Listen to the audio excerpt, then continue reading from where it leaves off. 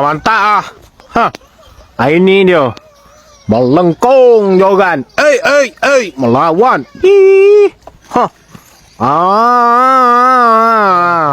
Alhamdulillah. Jaga terjun ke air kagak udang. Itu dia udang ya. Cuba letak kat sepek kat telinga tu agak-agak boleh. Kasar juga ya. Molek lah saya sedang elok ya.